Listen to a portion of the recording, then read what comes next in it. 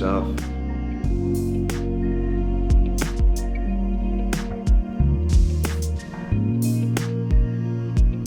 I am born and raised in the suburbs of Cleveland. My mom was mentioning some years ago about how she knew when I was 3 or 4 years old that I was gonna be into painting and into art, and I kind of laughed and shrugged it off. And then she pulled out an old baby book that she wrote in 85, 86, that how much I love to paint and make things at that age. Drawing out of comic books, drawing athletes out of Sports Illustrated. There was already an interest in trying to render things in a realistic way.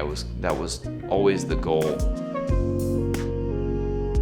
Moved home after my degree was completed and didn't really know what I was gonna do, didn't really have a plan, and ended up getting a job at a steel mill, working with people from all walks of life, all different age ranges.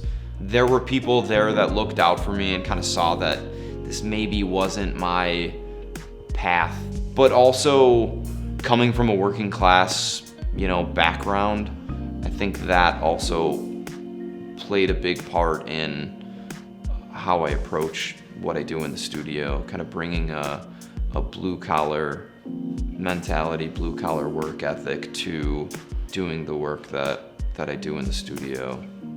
I started doing paintings of materials. I think the first one that I did, it was a painting of my dad's old Fry boots that he had, that I had kind of like grown up seeing around the house and seeing him wear. These things were beautifully worn, and in the portraits that I was painting, I would always get locked into these little parts of the paintings, whether it was in a 3/4 length portrait, I'd get this like sliver of denim at the bottom of the image that would be cropped, and I'd get really interested in trying to find the best way to bring that part of the painting to life, because denim is not the same as flesh or hair or tattooed flesh, whatever.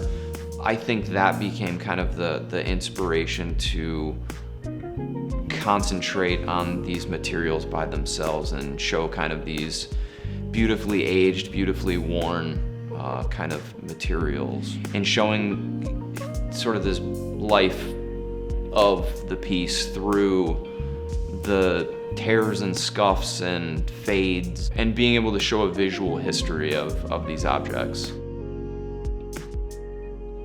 I did a painting called The Last Shot, which was sort of inspired by this basketball hoop that I had driven past countless times on my way to work. I was probably about halfway through, and on one of my drives past it, I realized that they had taken it down.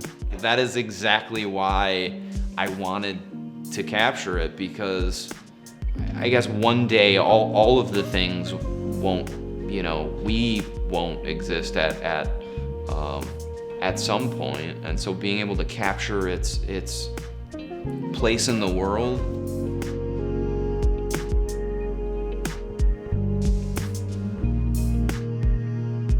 I think finding that passion and finding that thing that keeps you doing whatever it is that you do, whether it's baking or making coffee or taking photos or whatever that thing is. I hope that people are able to find that and be inspired enough to do it, and do it as well as they can.